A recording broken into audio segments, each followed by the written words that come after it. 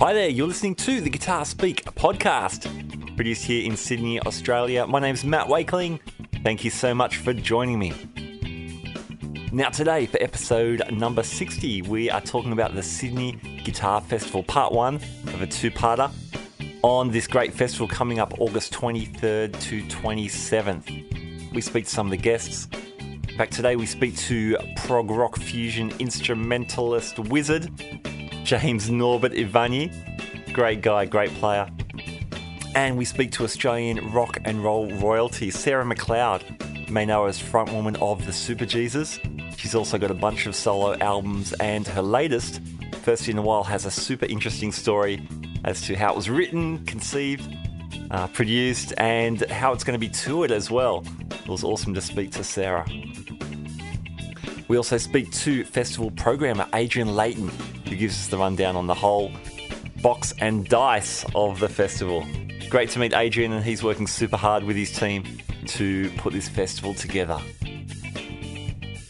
All right, before we get to those interviews, just some listener feedback. We had Troy Casadale on last week's episode, and the response has been really great. So I just wanted to share a little bit of that. My good buddy Owen Chambers posted, he wrote, "Hi Matt, just listened to the interview with Troy Casadale on the train to Newcastle. Great interview, one cool guy." Thanks, Zoe. I agree with you, he's a cool guy. Awesome. Gavin Moore, another one of the long-time listeners, wrote this: "Great interview, Matt. One of the best yet. TCD is a legend and a top quality bloke as well. Loved the guitars being part of it. The sound quality was fantastic."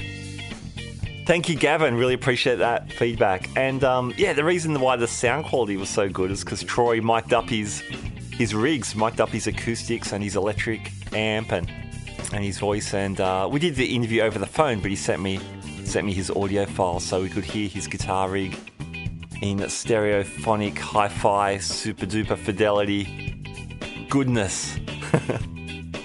Sounded so good. I loved hearing those guitars. I don't know if I like the Tellys more than the Strats or vice versa. Or man, it just all sounded really great. It's very inspiring to hear those tones up close.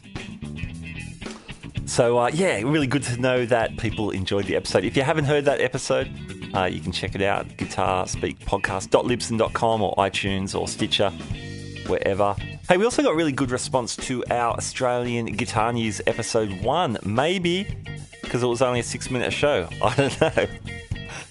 But that was cool. So thank you for tuning in. I'm going to post those every now and then, just every now and then, with bits and pieces of news around Australia. All right, the music is just about to stop, so I'm going to stop talking. And we're going to start our interviews for the Sydney Guitar Festival. First up, we have festival programmer Adrian Layton. Adrian Layton, welcome to the Guitar Speak podcast. Hi, Matt. Great to be here. Man, thanks for having me. Thanks for your time. You look super busy. We're a few weeks out from the Sydney Guitar Festival, so I'm sure you've got your hands full. Yeah, we are. It's been a pretty hectic 12 months, to be honest. But it's great to see everything coming together and everything on sale. And we're a couple of weeks out, so I'm really looking forward to it. It's fantastic. Now, just to back up a little bit, what's your day job? Because you're involved with running gigs and playing gigs, I guess. And what's your background in guitar? Okay. Well, I'll try and answer all that in the next minute. Very long story short, I guess. I started playing guitar when I was about 9. I saw the film La Bamba, story of Richie Valens, just immediately felt that was resonating with me. So I got a guitar for the next Christmas, and it kind of all started from there, I suppose. That's great. So sort of went through school and then did a music diploma, finished that, and then sort of lived in the UK for a while and travelled to Europe, and then came back and then did a Bachelor of Creative Arts at Macquarie Uni.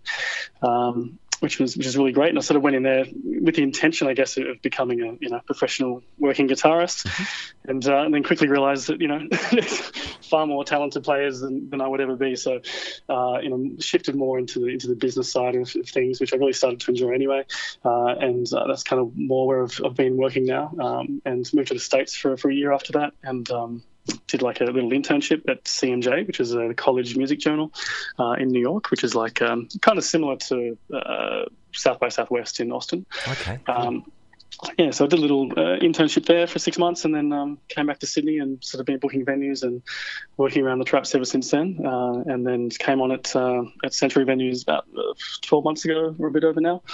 Yeah, with the intention of sort of just booking places like the Enmore and the Metro and the Factory, which was really exciting for me to start here. And then it was soon sort of taken hostage by one of our fearless leaders at Century, Sam Nardo, who's a big guitar fan himself, and he visited the Adelaide Guitar Fest a few years ago and thought, there could be a good little opportunity to start, a similar thing in Sydney, I suppose, because there wasn't anything happening. So we thought we'd, so we kind of just threw that to me and took it from there, and here we are. That's pretty much it. That's fantastic. When you say you're booking some rooms, there's some fantastic rooms you're looking after through Century. That's very cool.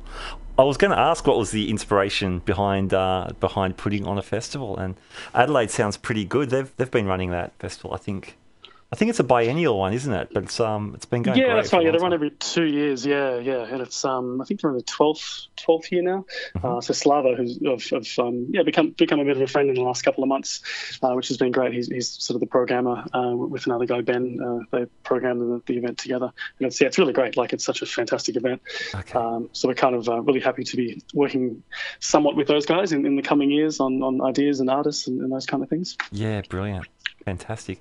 Now, I get a headache just trying to imagine putting together an event like this. So do I, mate. When did work start on this? So we kick off in August 23rd, 2017. But going backwards, when does the seed get planted and when the work start? Well, I guess soon after I started at Century, sort of last May, June 2016. One of our directors, Sam Nardo, suggested this to me as an idea, because we're always throwing around ideas for crazy events that 90% will never happen. But I think he knew, for me, having played in bands and still playing guitar actively, I'd be quite interested in this. So I sort of took this on as like an additional little role for to my job, already booking the other venues, and I was like, right, well, I'm pretty happy to sort of put time into it and see where it goes. And then we managed to get Paco Pena involved and Slava Gregorian and a few acts that were interested in the concept, and we're like, well, cool, well, let's just keep going and see sort of how it comes up. So that's where it started, and then it's just sort of gone from strength to strength, and there's been a lot of people interested in seeing the concept sort of develop, and it's been really great. I mean, it's definitely a team effort. It's really great to have a variety of people involved, just here in the office at Century, so marketing and production and everyone else involved. So it's been a real team effort on that side, which makes it easy for me to have everyone in the same office. Sure. But aside from that, it's been stressful at times, but certainly worth all the work. That's for sure. It's great. Brilliant. Now there are heaps of fantastic shows spread across a bunch of those venues. Who are some of the people coming to play at the festival? So we've got a mix of shows that we've sort of curated together with artists that we wanted to work with across different styles, and then there's a few acts who are touring anyway and doing like an album launch type thing. So we've sort of it's a mix of both artists that are umbrellaed for the show and then things that we've curated and put together. And so I guess I'll run through a quick list. There's a show called Slide Evolution that's happening down at the Factory. That's with Jeff Lang, Dom Turner from the Backsliders, and Fiona Boyes. Yeah, cool. Yeah, they're doing like a slide-inspired sort of bluesy night together, which should be really cool. And then we've got the Pioneers of Rock and Roll, which is Dre Rowland, Zane Banks, and a bunch of other really great musos doing like a sort of, I guess, the influences and styles of B.B. King and Chuck Berry. So they're sort of exploring those two and I guess the influences for those guys, and then some of their music obviously as well.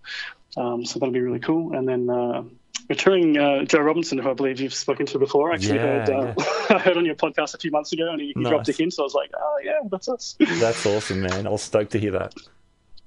Yeah. Likewise, man. Yeah, I saw Joe. I was working at a festival called Bonnaroo in Nashville a few years ago, and he was the first act I saw on one of the days. I didn't know who he was, and then they got a bit closer. I could hear him, and I got a bit closer and was like, "Oh wait, hang on, he won Australia's Got Talent." And then spoke to him afterwards. He was, and it was Joe. I was like, fantastic. So I said, "We're going to work together one day, man. Really like your stuff." That's so awesome. That was really exciting to get him out. Yeah, cool. So he's doing Lead Belly on Thursday, the 24th of August. Yeah, nice. I think you got Adam Miller and Michael Fix on that gig as well. Yeah, that's right. So it's a bit of a who's who of acoustic shredders. So I'm really excited about that one. Fantastic. Yeah, and then we also have the premiere of Acoustic Uprising with Drew, who I believe you spoke with as well recently. Yeah, he was on the show a couple of weeks ago.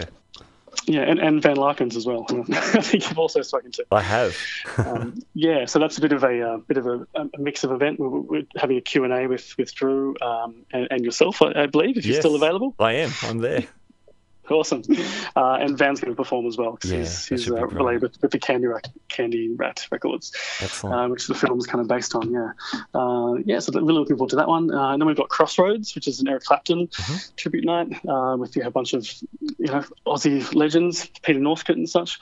And then we've got Guitar, which is happening at the Enmore and Concourse, with Paco Pena and the Gregorian Brothers. And we've just added Joe Robinson to the Enmore show for that one too. Excellent. So that should be, for that one is really exciting. To be honest, I've no idea what the guys have planned and how they're going to bring all these, flamenco and jazz and everything together. But it's going to be interesting. And then I'll just run through the others quickly because it's taking a while. Yeah, sure. We've got Richie Kotzen with Claude Hay at the Factory. Yeah, Sarah McCleod launching her new album at the Factory. Damien Wright, fantastic flamenco guitarist from Andalusia. So they're doing 505. We have amazing progressive guitarist James Norbert Ivanyi. You should really check him out if you haven't heard him. He's really cool. Awesome. One of my favourite Newtowners, Brian Campo, is doing a show at the Django Bar at Camelot Lounge. Yeah.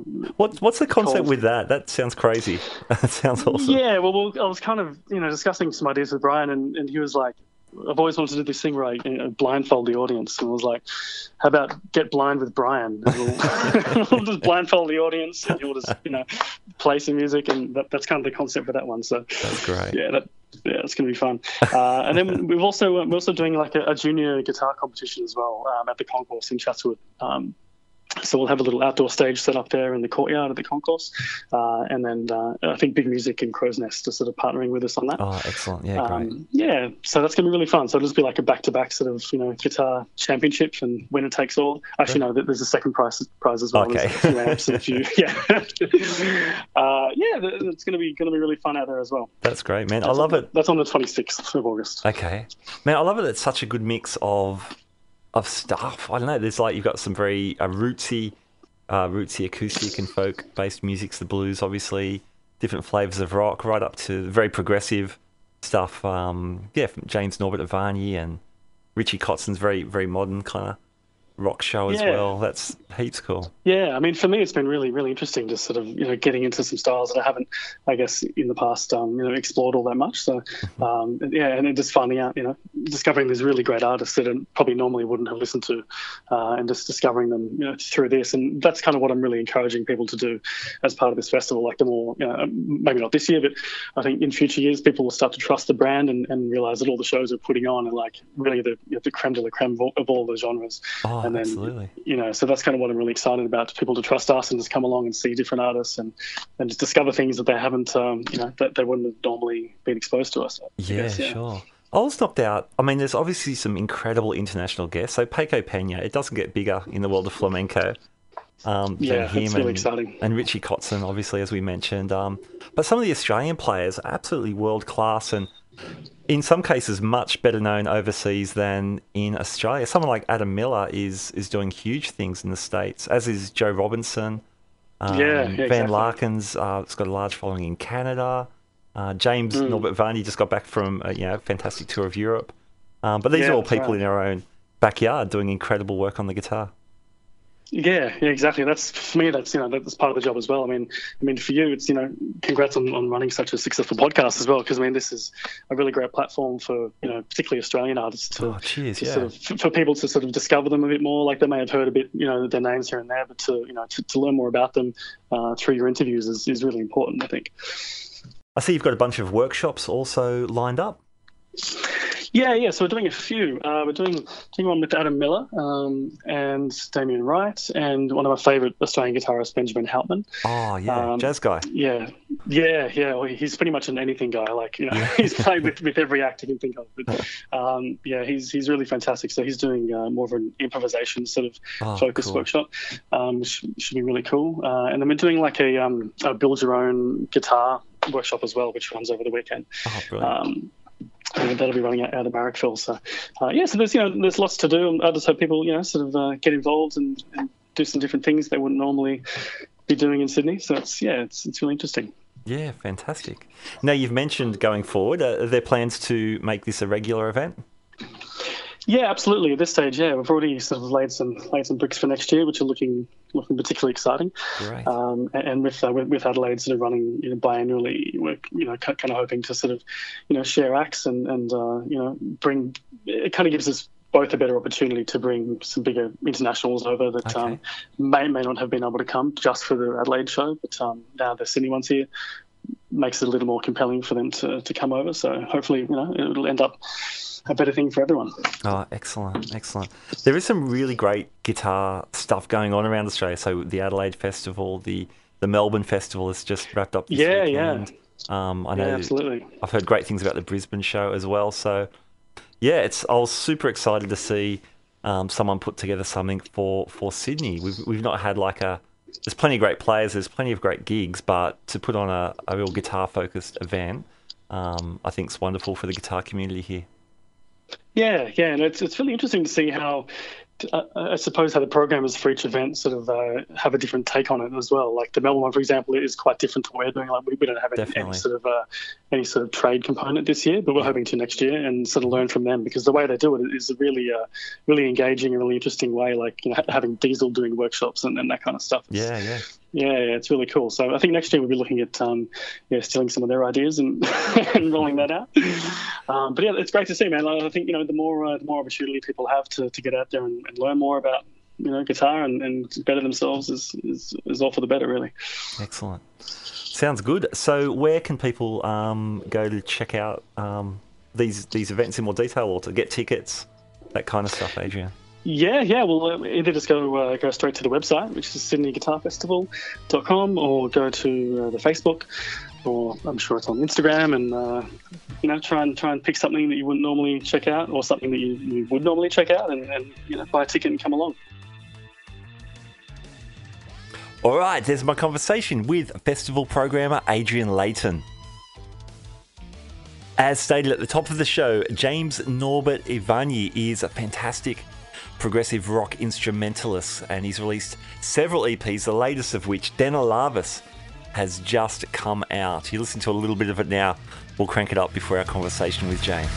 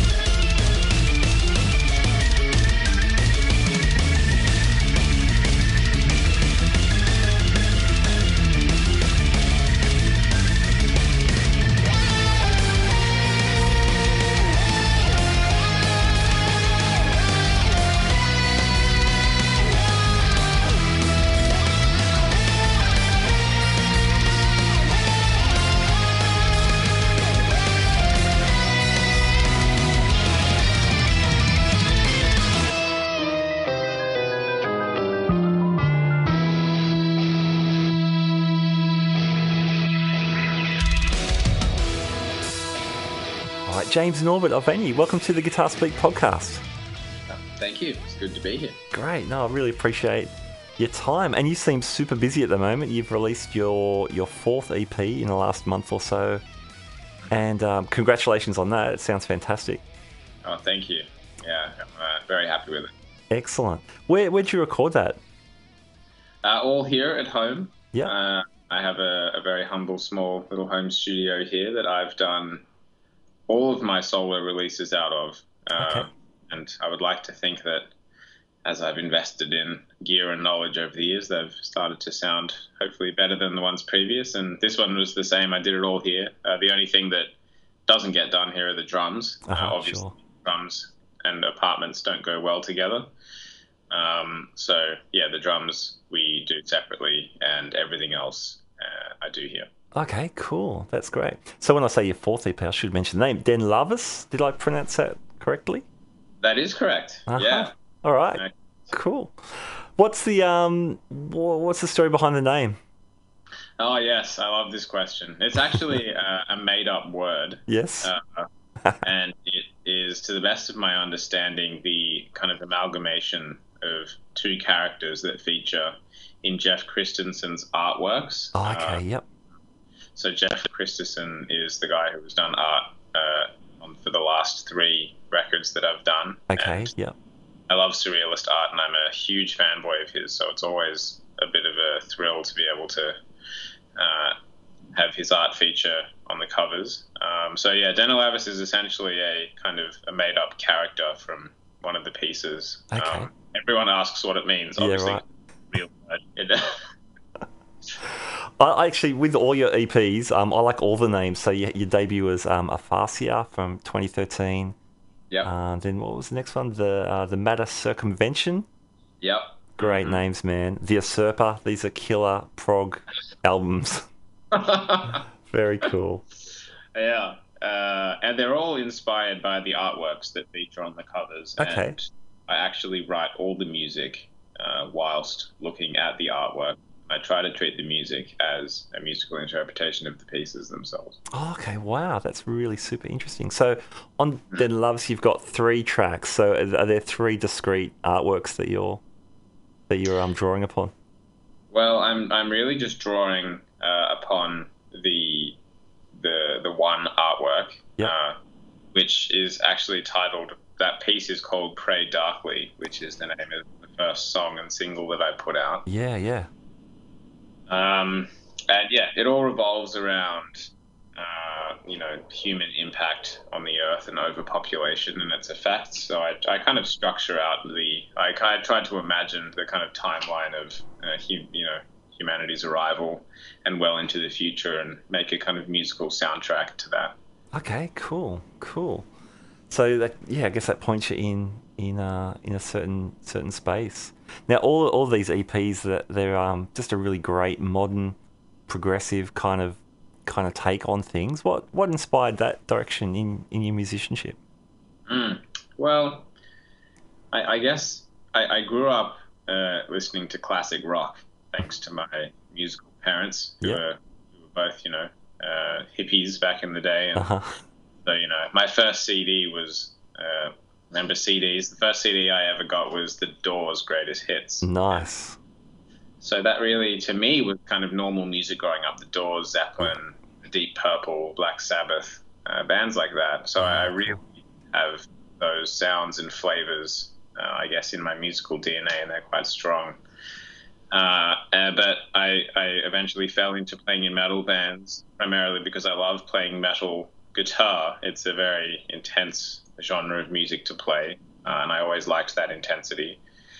But once I finished playing in bands and I started this solo venture, I really wanted to get back to my roots. So I guess what I'm doing now is really a bit of a blend of those two things. I'm very into the modern, progressive, kind of heavier side of music, but I'm trying to drag all of my classic rock roots along for the ride as well, and it's helped me find a sound that I'm really enjoying kind of working with. Yeah, cool. Yeah, it's interesting you say that, because there's definitely, like I said, that real modern kind of take. But yeah, there's like these big chunky rhythm guitars, and I can definitely hear that sort of classic influence as well. So you mentioned the Doors and Zeppelin. When you're getting more into prog kind of stuff in the metal, who are you listening to? Who are your inspirations? Well, I guess I kind of followed the traditional path from rock into metal. I started listening to bands early on, like Metallica, Slayer, Pantera, and then from there I kind of branched off into the more technical bands. Like I loved like Nevermore, Opeth, Dream Theater, groups like that, where kind of the limits of the instrument to me were really exposed, and I started to get really into that as well. So, and then obviously into the more kind of modern progressive stuff that I like today, like Exvius and a bunch of other bands. We actually got to play with them in Europe and see their last ever show just a few weeks ago, which was wow. special. Yeah, that's epic. It was most certainly epic.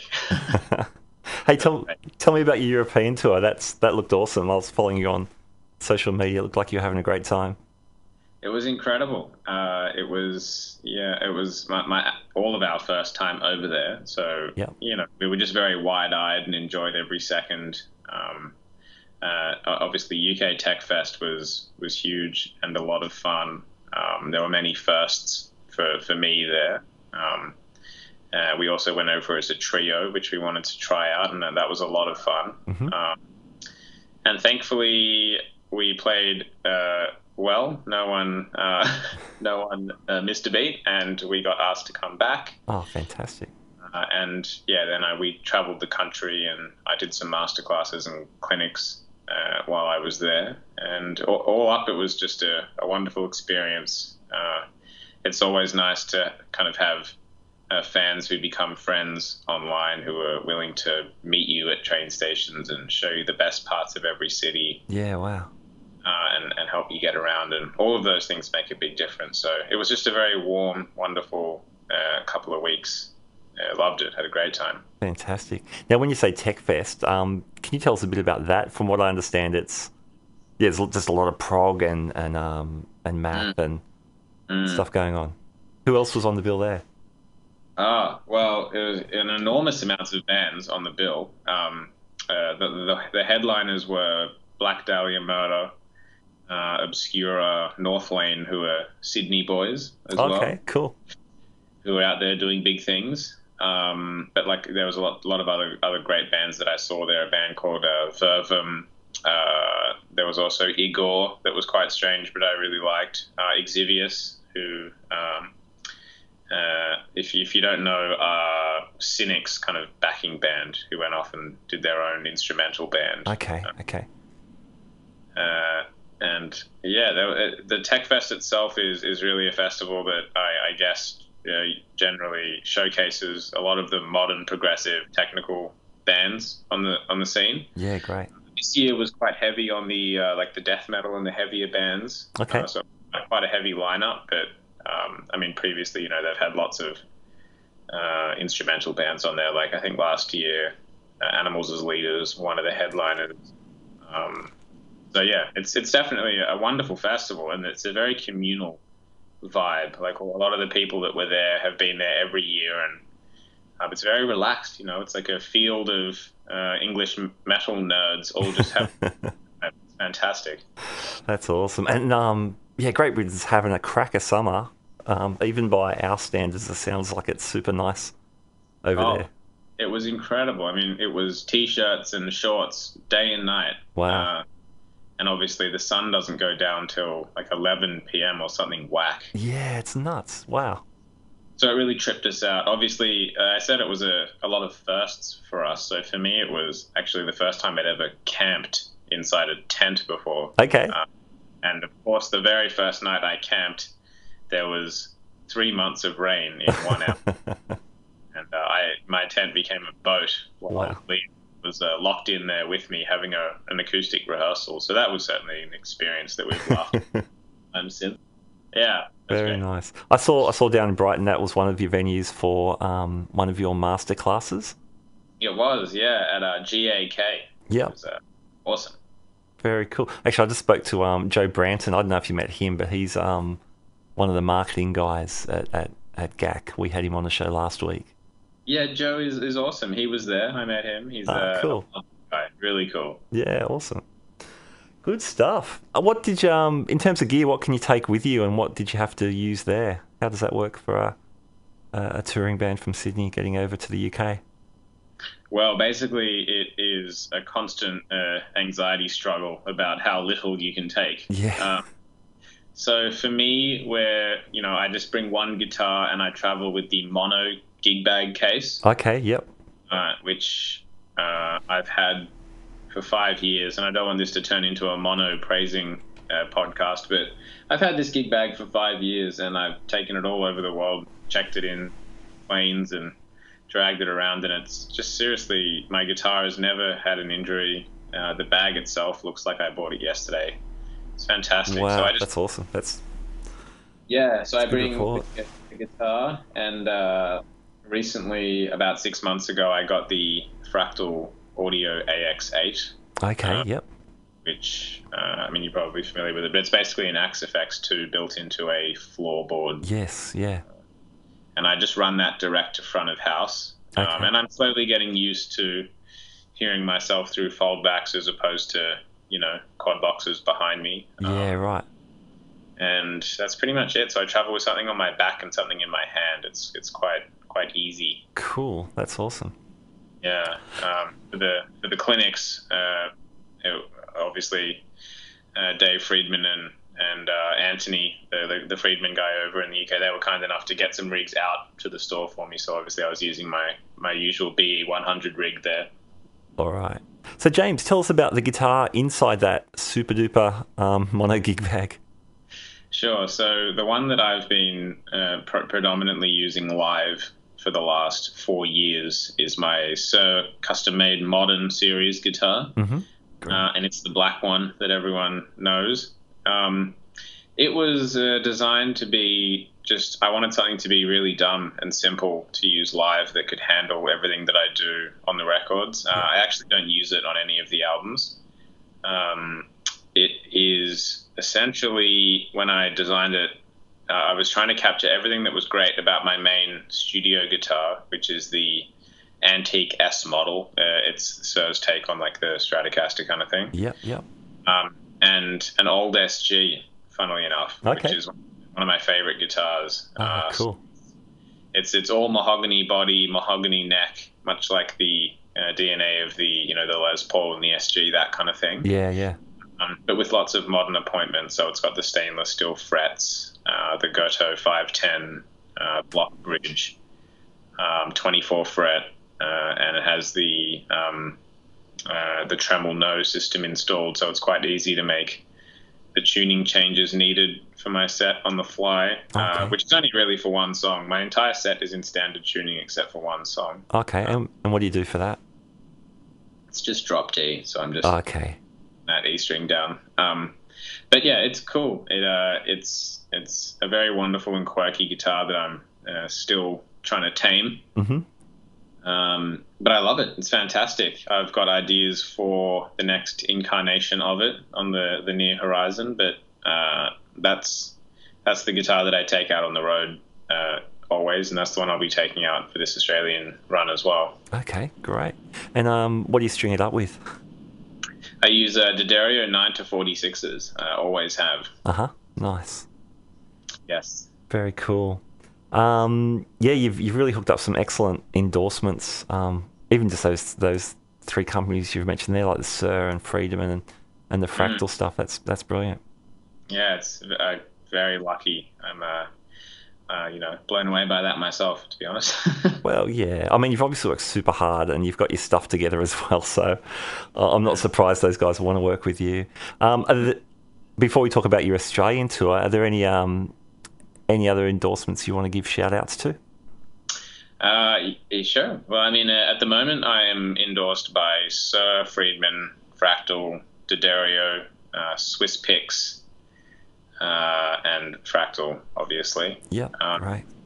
And I use and love all of those things very much. So, I mean, obviously, I consider myself very lucky to have the support and be along for the ride with all of those guys who make the absolutely fantastic stuff that I really legitimately love and would use regardless. Yeah, cool. That's great, man. Very, very cool. All right. This Australian tour, this starts really soon. Tell us about that. It does. I can't believe it's starting this week. I don't know where this year is going. We were just talking about it over lunch today, my bass player and I, actually. We were talking about a show I did in LA, which seemed like forever ago, but it was this year in January. So it's just nuts how quick this year is going. Yeah. So it does. It starts off in Brisbane this Friday night at the Black Bear Lodge. Yeah. And funnily enough, I have never been to Brisbane with my solo material. Okay. I've been there before with previous bands, but so this is going to be quite a special show, obviously being the first show of the tour and the fact that I've never been there. So I'm really looking forward to it. Yeah.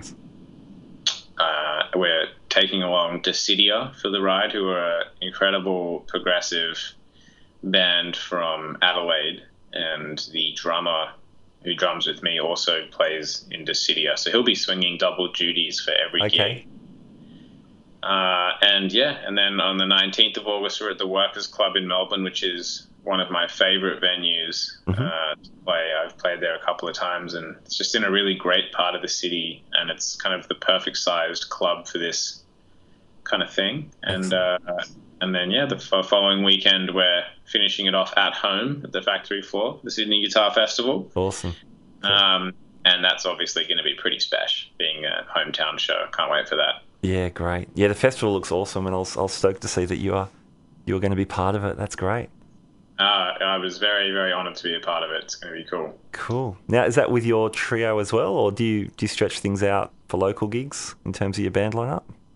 I have previously. The last time I played in Sydney, I had an outrageous 7-piece band. But this time we are rolling with the trio. Yeah, cool. Because I think we're comfortable enough with each other as musicians to swing something like that. And like I said, we tried it out in Europe, and it was really fun. There's a high risk element to it. There's really no cover. Even just not having that second guitar there, I really feel like I'm out there on my own. I'm really trying not to think about where my car keys are mid-solo or anything like that. Sure. So we're going to be trialing, we're going to be rolling as a trio for this tour. Yeah, great. It's going to be super raw and in your face. And I'm really enjoying it. It's great. All right, that's James Norbert Ivanyi, and he's so great. He is playing Saturday the 26th of August at the Factory Theatre for the Sydney Guitar Festival, plus his other dates, so check him out. All right, next up, our last interview for this special episode, we have Sarah McCleod. Now, Sarah, frontwoman of the Super Jesus, multi-ARIA award winners, multiple platinum albums, just a fantastic band. And Sarah's also released some great solo albums. Her latest, Rocky's Diner, comes out on August 18th, and she'll be doing a bunch of dates, including the Sydney Guitar Festival on Thursday, the 24th of August. Sarah's latest album is full of massive guitars, fantastic songwriting, and fantastic guitar parts. Let's check out some now.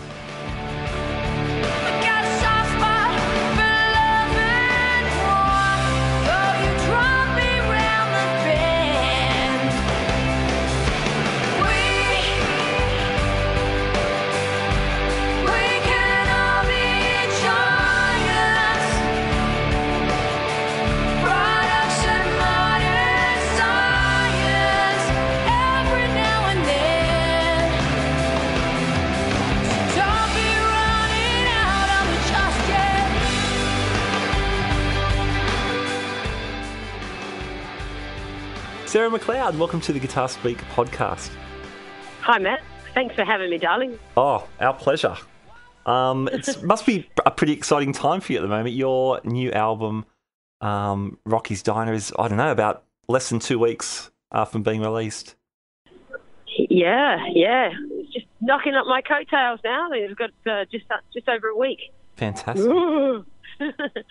Hey, this whole album and the tour coming up has got a really interesting story. Can you tell us a bit about how you wrote for this album and how that was perhaps a bit different from your usual way to prepare? Well, normally I as most musicians do, we write songs and we accumulate a body of work, and then we get to a point when we go, now's a good time to put out an album, and we shuffle through what we have written and we pick the best ones and we put out an album.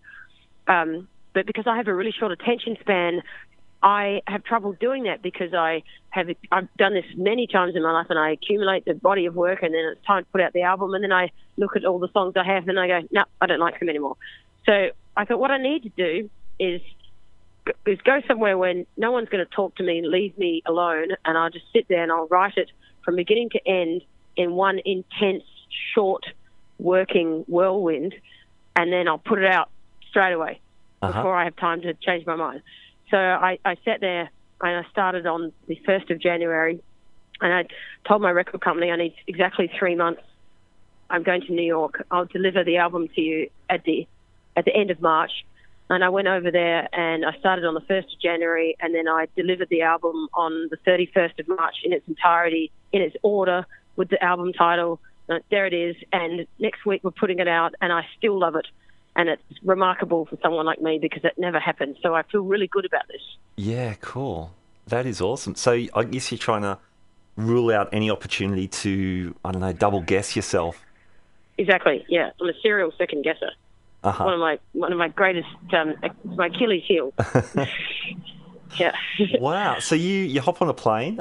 Did you take any gear? Did you have any big agenda other than you were going to write a bunch of songs? I had no agenda besides the fact that I needed to write an album, and I had exactly 3 months to do it. So I took, I bought a big hard case Samsonite suitcase, and I took my whole studio in it, and the case itself fit just the studio with like one jacket around it and a bit of bubble wrap, nothing else. And I didn't have any clothes. And I thought, well, I had the clothes that I was wearing, and I thought if I don't bring clothes with me, then I won't be tempted to go out. And I'll just sit there in those clothes with that computer at my desk, and I'll write this frigging thing until it's done, and then I'll come home with it. That's awesome. I thought if I bring clothes to go out in, then I'm going to be tempted to go out. So if I have no clothes, then I'm going to have no choice but to sit there and work because I can't go out in no clothes. That's especially cool. because it's also really cold. Okay, yeah, of course. It's middle of winter. That time of year. Wow. So when you say you took your studio, you mentioned a computer. So you're taking a digital audio workstation kind of thing? Yeah, well, most normal people would take a laptop and all the associated equipment, but I decided to I didn't have a laptop, so I've got my big desktop computer. Yeah. And I thought, I'm going to take this because that's what I have. And I went down to the Mac store and I said, so what's the deal with traveling with a desktop? I Googled it, and some people have told me that it's okay as long as you remove the hard drive, and there's a few other associated tips involved. And I asked the guy at the Mac store, and he said, no, you just don't do it. Don't do it. You're a moron. You'll get there and it'll all be shattered and it's not going to happen. And I was like, okay, cool. So I threw caution to the wind, and I put that much bubble wrap on it, and I put it in the case. And I thought, if this album's meant to be, I'm going to get there, and that thing's going to work. Nice. And I just did it anyway. And I got there, and I opened it up, and it worked. And I did it. So, stranger things have happened. Very cool. What software were you using? I use Logic. I'm a big believer in Logic. Everyone's been in my ear for years. Oh, you got to go to Pro Tools. Pro Tools. I hate Pro Tools. I love my Logic. I learned on Logic. I'm good at it. I'm quick at it. I know everything about how it works. I love it. It's my guy. So I work on that. Yeah. And I had a little Focusrite Scarlett, little Focusrite audio interface, and just one guitar, one mic, a couple of cables, and that was it. Awesome. I think once you know your format, then you're kind of set. This podcast I record on a version of Cubase that was built in 2003, and it's still working. So I'm kind of with you with sticking with it. Yeah. Yeah. It doesn't matter what it is that you're working with, as long as you understand it and you appreciate it and it works for you. Yeah, for sure. What about, you mentioned guitar? What instruments did you use when you were writing? Well, I took my SG, my Gibson SG, over there with me. Yeah, cool. And I needed a bass, but I couldn't take a bass as well. So I played all the guitars on the SG, and then I used the SG, and I used the low E string, and I tuned it down, and I put it through octave pedals. Oh, yeah, cool. And I made that the bass. So I played all the bass on the guitar as well, which is what led me to now doing the live show where I'm playing the bass and the guitar at the same time through guitar. Yeah, because I installed a bass pickup into the guitar that I put through octave pedals into a bass rig with a separate jack out, so it plays the bass and the guitar at the same time, because worked out that that's all I needed when I was in New York. Very cool. Travel light, baby. Fantastic. And how was the I'd like to talk more about your gigs coming up too, and your guitar that you've got happening there. But so with the writing, was it being in a new environment? Had you been to New York before? Was there any reason why you chose New York? Yeah, no, I've been to New York a lot of times before. I actually lived in New York for quite a long time, so I knew it really well. Okay, yep. I'd already sort of got my partying in New York out of my system quite a lot before, so I knew that I wasn't going to get there and go, oh, wow, New York, where do I start? I was like, no, it's okay, I've done that. And now I wanted to be alone, but I wanted to be in a land of opportunity where I felt like anything was possible. Mm-hmm. And it didn't mean I had to go out and start trying to network. I wasn't there for that.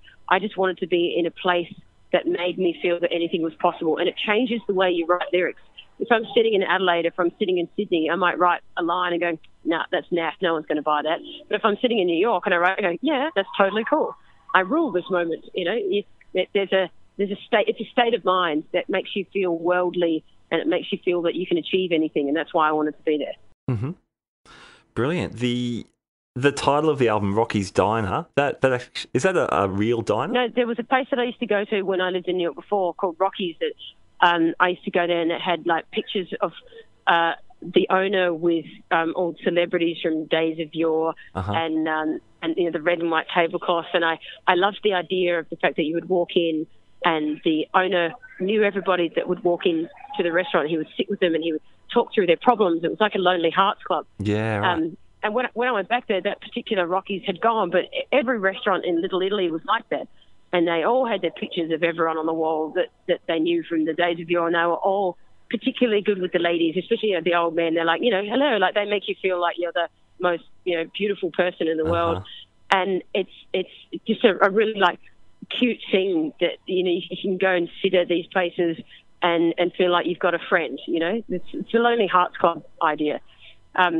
So I liked the idea of that. And I also I morphed it into this challenging thing because I had watched all of the Rocky movies right before I left, like just before Christmas. Yeah. I watched them, every single one, in succession. And then I went to go and do it. So I had this thing about, the adversity of the whole thing, like, the challenge, me against the world. Yeah. It was the difficult thing that I said to everybody that I was going to do it. I told the label, I was like, give me exactly 3 months. I know exactly what I'm going to do. It was a huge undertaking, and I knew I was sort of biting off more than I could chew, but I felt like Rocky, and I was like, it's his greatest challenge, I'm Adrian, I'm going to do it. Awesome. And that state of mind helps me through all of this. Very cool, very cool. What was your favourite Rocky movie? The one with Drago in Russia, because that's why I was thinking, because I went at Christmas and it was snowing, and I was like, okay, is that 5? It's 5, isn't it? I think it's 5. I think that one's 4. I think that's Rocky 4. Yeah. Rocky 4, okay, yeah, that's the one I like. Because I was somewhere where it was snowing and it was Christmas. Awesome. And, it wasn't Russia, but it was close enough. That's the best. That seems cool. So I'm going to write my next album in Russia. Yeah, do it. Yeah, that's what I'm going to do next. I'm now that I've worked out, I had a little penny drop moment that writing in isolation and starting an album from beat one to the end of the album in one creative whirlwind is totally the way to go. And putting that pressure under yourself, it's the best thing that I ever did. And now from now on, I'm going to write nothing. And then when it's time to do an album, I'm going to disappear and write it all in one hit. Great. And then I'm going to relax and don't feel like I've got homework hanging over my head all the time. Okay. I don't write a bloody thing. Yeah. And then when it's time to write, I'll write everything. And then it's done. Sounds good. Sounds like it's working. I love that. It does work. And then the album is it feels like it's all written at the same time. It's a body of work that sounds like it's from the same author. Okay. At the same time. So there's a cohesion to it in one sitting. Yeah. Because I'm a bit of a scatterbrain, so I've never had that before. Okay, that's cool. So, so you write the album. You've made these demos. What happens then? What's the next step? So I do really elaborate demos. When I do demos, I do I do every instrument exactly as it should be. I program the drums, every beat, every drum fill, every subtlety of the hi-hat exactly as it's going to be. And then I take those sessions into the studio and I gradually replace tracks track by track. Okay, yep. So that way, because in the Super Jesus, we used to do these really elaborate demos, and then we would go into the studio and clean slate, start again, and it never sounded like the demos did, and it was always a problem. Yeah, right. And then I thought, if you're going to go to you either do shit demos and then go and surprise yourself in the studio, but if you're going to put the time in to do elaborate demos and get it right the first time, then don't discard that. And then you just make them sound sonically better when you've got the right EQs and the right outboard gear and the right equipment. Yep. So you don't have that part where you miss the spontaneity of the demo because you're redoing the song in a whole new kind of sitting. Exactly. No, I'm not missing the spontaneity of the demo. I'm just making the demo sound sonically better. Yeah, cool. Yeah. Awesome. And you recorded in, I think, a couple of studios in Sydney. Where were you? Yep. I started at 301. We did the drums at 301. Yep. And then we took everything into a place called Damien Gerard's in Balmain, and we did all the guitars there. But again, it was like track by track. Like I'd pull up and I go, okay, well, this is the SG through the Marshall simulator. And I go, now, so let's play the SG through an actual Marshall, and I'm going to play the same part. Great. And I go, great. Awesome. Now, the next track is a Telecaster through a Vox simulator. So I'll grab that Telecaster and I'll play it through my Vox, please. Right. Next track. And I just did it really methodically because I was the producer, so no one was going to tell me what to do, which was great fun. Yeah, nice. Because I've never produced my own album before, so I got really methodical about it. And I was like, I'm not going to miss a trick on this, and if anything goes wrong, it will be my fault, and I can't blame anyone. And nothing went wrong, so I feel really good about it. Fantastic, cool. So yeah, guitars. So yeah, your SG, which you've played for a long time, that guitar. I love it. It's my favourite. It's the wood grain brown SG, 1973. It's the same year as me. Oh, cool. I bought it with cash that I saved up when I lived in Adelaide at Derringer's Music. Yeah. And I saved up from my job when I worked at Mr. Music at Westfield Marion.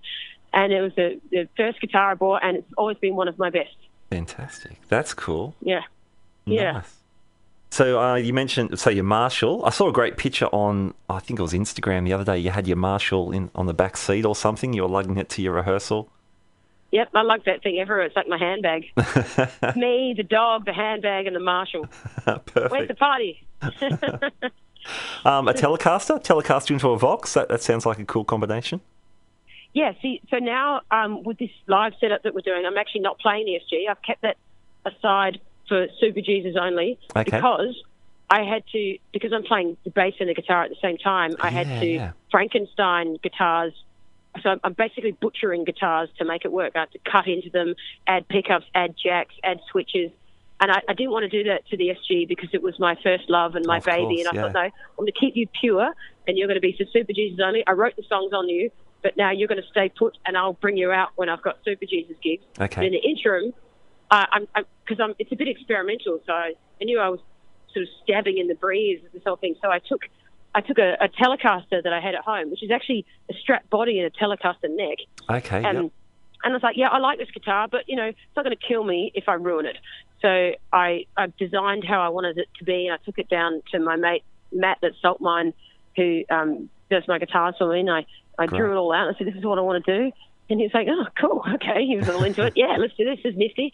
And he put it all together for me. And then to get the sound right, to get the pedal train succession right, was a very big process because, firstly, I've never used guitar pedals in my life. Oh, really?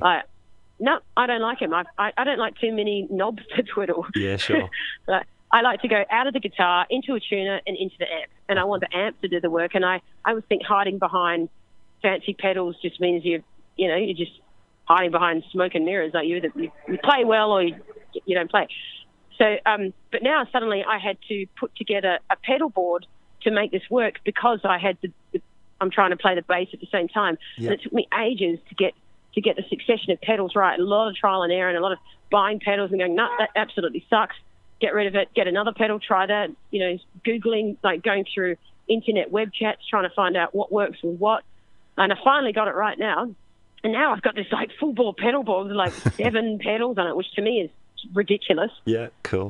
So I'm doing a lot of fancy footwork with all the changes because within songs I sort of rewrote the songs to do them live. So within the song, like I'll be playing guitar and then I hit a few buttons and then suddenly I'm playing just bass, and then I bring the guitar back in and it's guitar and bass, and then it's a different sound of guitar with a different sound of bass, and it's distorted bass, and so there's so much going on. It's crazy. I've had to rehearse more for this than I've had to rehearse for anything in my whole life. Okay, wow.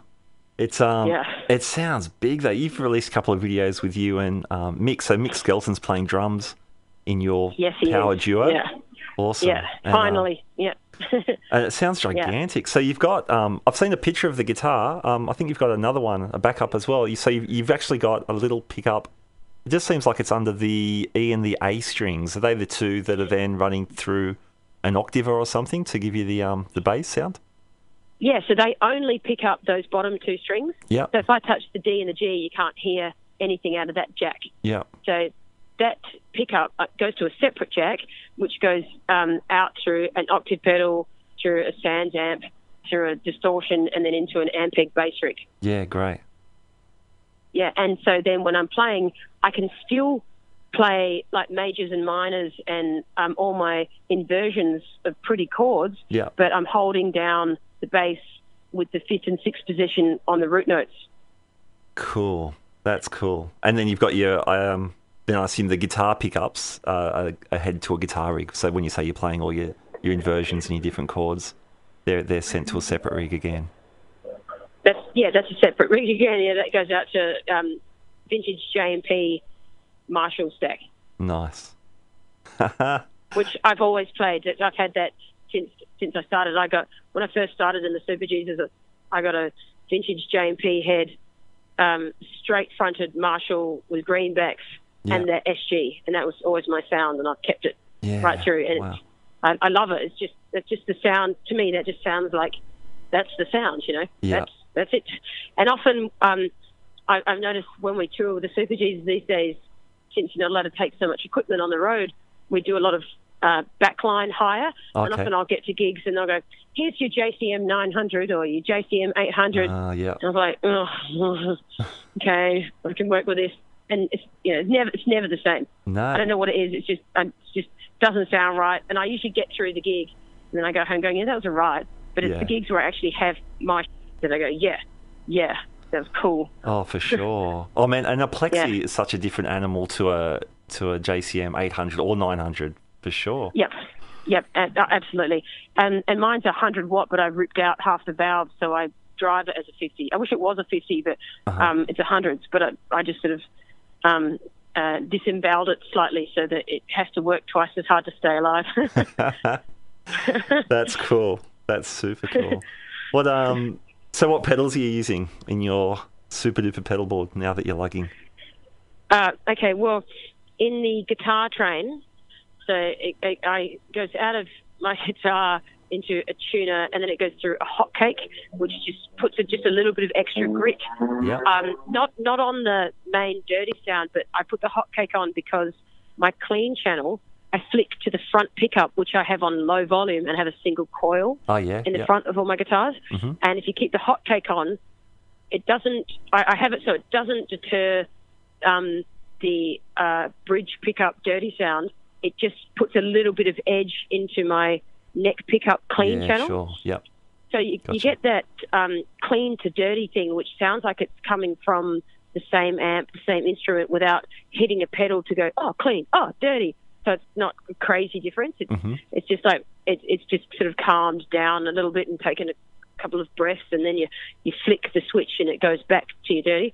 So I go out of that hot cake into a delay, and then I've got an EQ pedal that I hit for my solos, where I pull out all of the top end and just wind in a lot of bottom end, so it's sort of got that front pickup Slash thing, and Slash goes to the guitar solos and he goes to his neck pickup and he turns the tone down. Yep. I would do that, but I'm already using my neck pickup for my clean channel. Yeah. So I replace that sound by an EQ pedal. Yeah, nice. And then the other jack goes into a what does it go? It goes out of me, and then it goes out of me, out of my guitar. I sit on the floor going, out of me, into that, out of you, into that. That goes into an MXR octave pedal and into a bass distortion pedal and into a Sansamp bass driver. Cool. And then into an Ampeg SVT fridge stack. Well, it sounds, like I said, it sounds gigantic on some of those live kind of rehearsal videos that you've put out. I was checking out the song Bad Valentine the other day, and you're obviously switching between the bass and the guitar and then just wailing on both of them for a lot of the song. It sounds fantastic. Yeah, well, actually, in that song, because I go to a guitar solo, it was completely impossible to hold down the bass during the guitar solo. Yeah. So Mick was like, "That's okay. I'll bring in a little one-octave keyboard and I'll hold down electronic bass with one hand while I'm playing the drums with my hand. Yeah, and we can pull it off." Yeah. And I was like, "Great idea. Okay, next problem." Yeah. That must be a lot of fun. It's like, you're just making this thing work with the two of you. It must be, it must be a fresh kind of way to put a show together. It really is, yeah, and it's kind of scary because it's so much more challenging than any other performance that I've ever put together, and I've got so much more to think about than anything I've ever done. Normally I just sit there and go, "I hope I don't play a bum chord or forget the words or sing out of key or something." But now I'm like, okay, so I've got one bar break, and in that one bar I've got to hit these 4 pedals, and I've got to hit them within the right